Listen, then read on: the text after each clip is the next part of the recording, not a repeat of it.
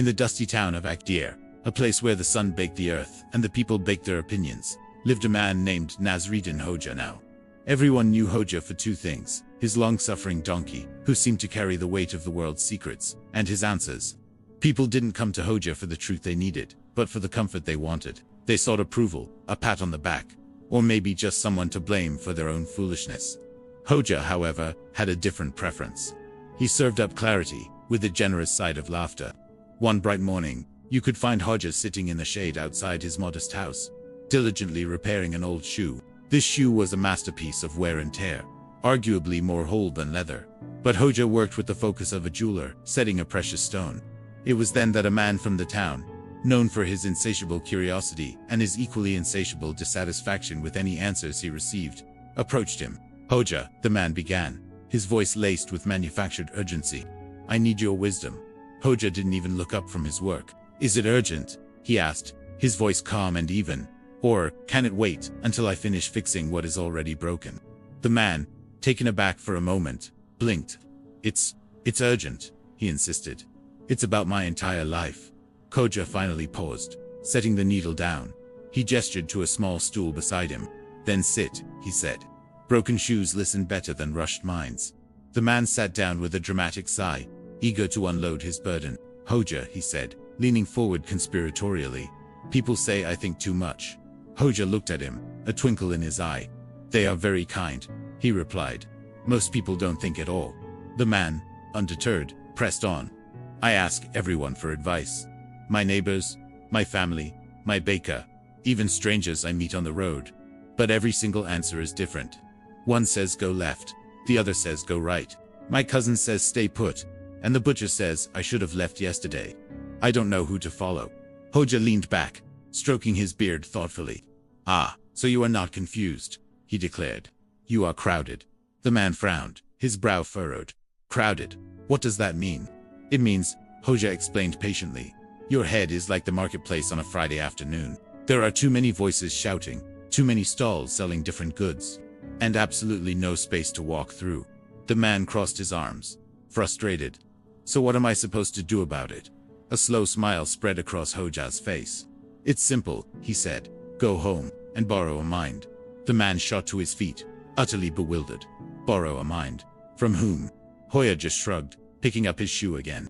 "Anyone. Just don't forget to return it." Confused, but intrigued, the man scurried away, determined to follow this bizarre piece of advice. The very next day, he returned, but this time his face was a mask of anger. "Hodja," he exclaimed, marching up to him, "I did what you said. I went to my neighbor, the weaver, and I asked to borrow his mind." Hodja nodded, unfazed. "And he laughed at me. He pointed at his loom, and said his mind was too tangled up in threads to be of any use to anyone else." Hodja smiled. "Good," he said. "At least you know where his mind is. It's an honest answer." The man sighed, exasperated. "Then I went to my cousin, the one who is always giving me advice. He said his mind was already borrowed by his wife, and she hadn't returned it in 20 years. Hodja let out a hearty laugh. "A very honest man, your cousin, and a very wise wife." "I didn't stop there," the man continued, his voice rising. "I even went to the village elder, the wisest man among us. He stroked his long white beard and told me, 'My son, if I had a spare mind to lend out, I wouldn't be an elder, I'd be a king.'" Hodja carefully tied a new knot in his thread. "So," he asked, looking up at the man, "after all that, did you find a mind to borrow?" "No," the man practically shouted. "Of course not. That's why I came back to you." Hodja slowly stood up, placing the half-mended shoe on his stool. He placed a hand on the man's shoulder. "Then congratulations," he said with a serene smile. The man was flabbergasted. "Congratulations? For what?" "For being ready," Hodja replied. "Ready for what?" the man pleaded. "To use your own." Without another word, Hodja began walking toward the town square, the bewildered man trailing behind him like a confused puppy. When they reached the bustling center, Hodja climbed onto the base of the central fountain and raised his voice, shouting for all to hear. "Attention! Attention, people of Akia! Anyone here who believes they are truly wise, please, take one step forward." A heavy silence fell over the square.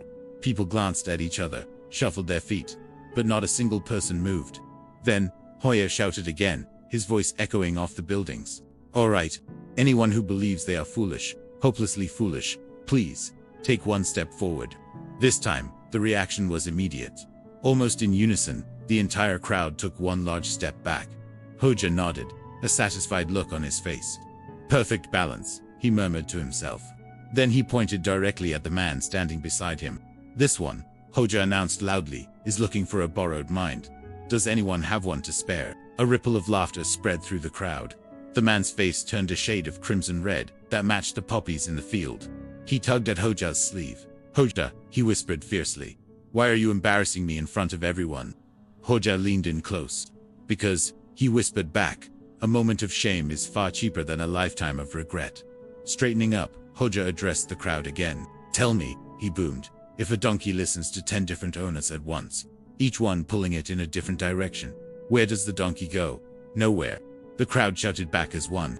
And if a man listens to 10 different opinions for every choice he has to make? Hodja asked. Nowhere. They roared again, getting into the spirit of it. Hodja clapped his hands together. Exactly. Standing still feels safe, doesn't it? But standing still is also its own kind of failure. Just then, Hodja let out a distinct whistle. From a nearby alley, his trusty donkey appeared, ambling slowly toward the fountain, chewing on nothing in particular, as was its habit. Someone in the crowd called out, Hodja, why does your donkey always look so calm and untroubled? Hodja patted the donkey's neck affectionately. Because, he said, loud enough for all to hear, he only has to listen to one fool. The entire square erupted in laughter. And this time, the man laughed too. It was a laugh of release, of understanding. The tension in his shoulders finally melted away.